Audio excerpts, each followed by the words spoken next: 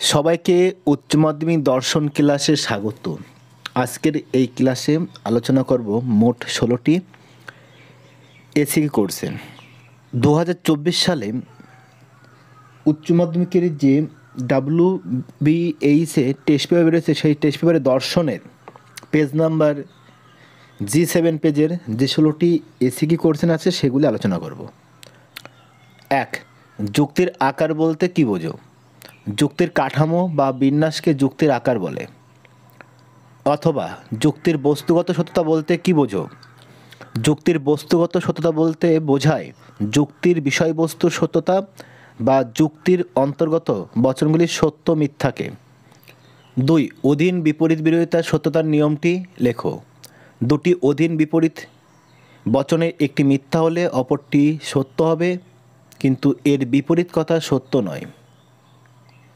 অথবা অসম বিরোধিতার সত্যতার নিয়মটি লেখো। অসম বিরোধিতার সম্বন্ধযুক্ত সামান্য বচনটি সত্য হলে বিশেষ বচনটি সত্য হবে, কিন্তু সামান্য বচনটি মিথ্যা হলে বিশেষ বচনটি অনিশ্চিত হবে। 3.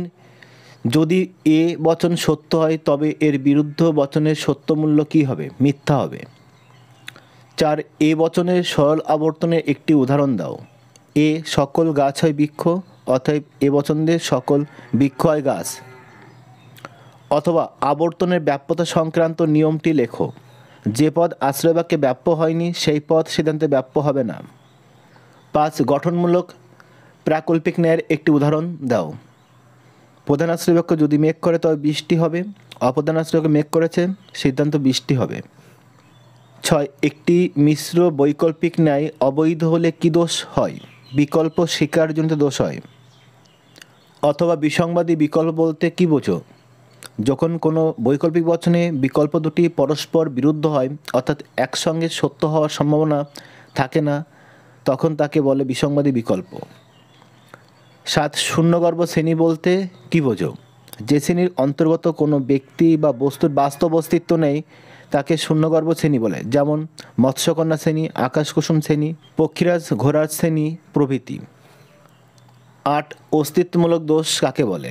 যদি কোনো যুক্তিতে এমন হয় যে অস্তিত্বমূলক তাৎপর্য নেই, এমন কোনো আশ্রয় বাক্য থেকে অস্তিত্বমূলক তাৎপর্য আছে এমন কোনো সিদ্ধান্তকে নিঃসৃত করা হয়, তাহলে যুক্তিতে যে দোষ ঘটে তাকে অস্তিত্বমূলক দোষ বলে। অথবা আয়বচনের বুলীয় ব্যাখ্যা কী? তাহলে আয়বচনের বুলীয় ভাষ্য হবে SP ≠ 0। এক্ষেত্রে বক্তব্য হলো এস শ্রেণীর অন্তর্ভুক্ত এমন একজন সদস্য আছে যে পি শ্রেণীর অন্তর্ভুক্ত নয়। 9. সংযোগিক বচন কখন সত্য হয়? যখন সংযোগিক বচনের উভয় সংযোগী সত্য হয় তখন সংযোগিক বচন সত্য হবে। 10. গ্রাহক কাকে বলে? যে প্রতীক চিহ্নের স্থানে আমরা যে কোনো পদ বা বচন বসাতে পারি তাকে গ্রাহক বলে। অথবা যদি পি সত্য হয় তাহলে পি ভেল কিউ এর সত্য মূল্য কী হবে? সত্য হবে।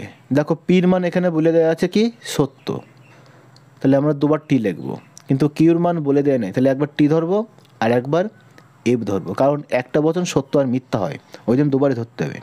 আর মাঝখানে কী হবে? ভেল চিহ্ন। তাহলে ভেলের সূত্র কি? এফ এফ এফ, দেখো এফ এফ নেই, তাহলে কী হবে? সবগুলো টি, তাহলে সত্য মূল্য কী হবে? সত্য হবে। 11. সামান্যীকরণ বলতে কী বোঝো? যে প্রক্রিয়ার সাহায্যে একজাতীয় কয়েকটি বস্তু বা ঘটনা পর্যবেক্ষণ করে সমজাতীয় সকল বস্তু বা ঘটনা সম্বন্ধে একটি সার্বিক বা সামান্য বচন প্রতিষ্ঠা করা হয় তাকে সামান্যীকরণ বলা হয়। 12. অবৈজ্ঞানিক আরোহ অনুমানকে কেন লৌকিক আরোহ বলা হয়?